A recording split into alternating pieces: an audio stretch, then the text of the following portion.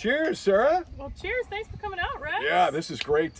Himley Cider is where we are today, and I'm trying some of the ciders for the very first time. Right? Yeah, very first time. Yeah. So Very first time. Very first time. She is a comedian. She is very funny. You got to come out here just for the comedy, right?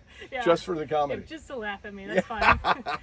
I'm used to not being right. laughed with. So, and this is what flavor? I'm sorry. So this, I believe, is our original pear. So Okay. That's kind of how we started with it.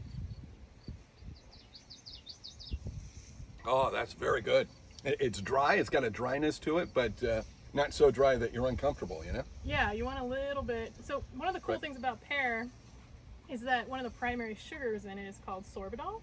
That's an unfermentable sugar. So when we ferment out all the sugars in Sure. pears, there's going to be a perception of RS or residual sugar Sure. on it. So you're always going to have a little bit of a perception of sweetness. Okay. So when you do champenois style perry and like barrel age and you do it Sure. patinat in a bottle, it can blow champagne out of the water. Really? You do that Wow. right. It is one of the most amazing beverages, and you go to France and you Wow. go into the you can find some amazing perries Wow. that Wow, really with are right that there balance, with champagne. Yeah. Oh yeah. Wow. Just Never a lower thought of that. ABV, so half Yeah. the calories, and Yeah. Well, New Year's, maybe it's cider. Maybe it's cider on New Year's instead of champagne. I think yeah. it should be, right? Yeah, exactly. And what flavor do you have there? So this is our brute pear. Okay. Or brute apple, sorry. Okay. So this is, we've taken Pink Lady apple and combined it with Granny Smith, and then we ferment it out fully dry. Okay. And then both the apples are grown by us as well, so these are all estate-grown fruits. And then we age it in oak for minimum of 4 weeks, and then that adds in a natural tannin back into it. Okay. Because a lot of these dessert fruits are lacking that tannin, and we're not looking for an oak flavor that pops in your mouth. Right. It's just that tannin back in, and then a little malolactic fermentation as well, and that smooths out some of the hard edges of the acid in an apple. Yeah, and as you talk, I mean, I can't help but think of winemakers, and it's kind of that same language, that same science that you're using, right? Yeah. I mean, that's really similar, I would imagine. Oh, it's very similar. And what we're finding is winemaking is difficult, and cider making is varsity level winemaking. Right. That it is because our alcohol content is Right. lower and our pH is higher. Oh, wow. We're in dangerous territory every single day. That we're on the edge of destruction if we don't nail. Wow, things if in you don't what get we it do. right, we go under. So, oh, not good. yeah, it's been a fun learning experience. Now this one that I'm drinking right now, what is this? That one would be, it's either the brute pear or the original pear. Okay, tastes kind of like maybe the brute.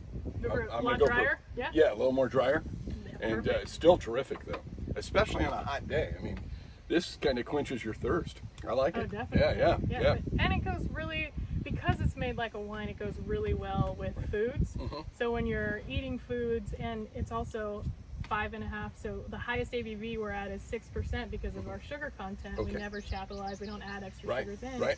So you can have this with lunch and your Sure. food, and it complements just like a wine would, and it pairs really well with a whole lot of different. Yeah, well, I mean, I think, any beverage that you have, there's going to be positives, there's going to be negatives, right? There's going to be, that has a lot of sugar in it. But this is so healthy and so natural that, almost any diet that somebody's on, they could still drink cider and probably be okay, right? Yeah, because you have the low alcohol, low sugar content, and it's gluten free. So if you're a beer drinker and transitioning to cider because you can't handle gluten anymore, this is the perfect beverage to be transitioning to. If you're a seltzer drinker and you want to get off of chemicals, then I would transition to ciders. Right. It's about the same. Yeah.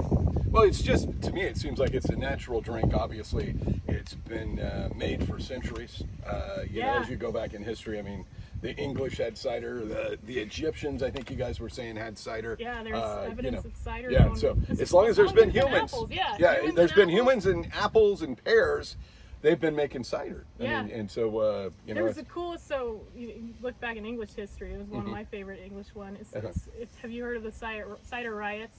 I had not. No. So back in England, and it ties back into farming, is the farmers would pay their workers in cider. And so that was your pay, which they liked. But the better cider maker you were, the better workers you'd get, because then they'd go trade that cider for other things. Oh, wow. And then the English government didn't get taxed on it. So they got mad and they said, no more, you have to pay your workers wages. And then there was cider riots and people actually got killed. Wow. Because they were so upset they didn't get to get paid for cider anymore. Right, they were a little angry. No so more beverage. Yeah, well, see, there you go. You can't take beverages away from people and expect everything to be okay. okay. That's just not going to fly, man. Especially cider. Yeah. Right? Unfortunately, exactly.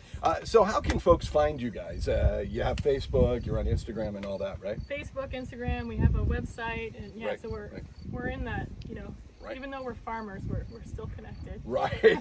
Yeah. It's not like it's the 1800s and they're just out here alone. They are on Facebook. They are on Instagram. They are on social media, just like you and I. Yeah.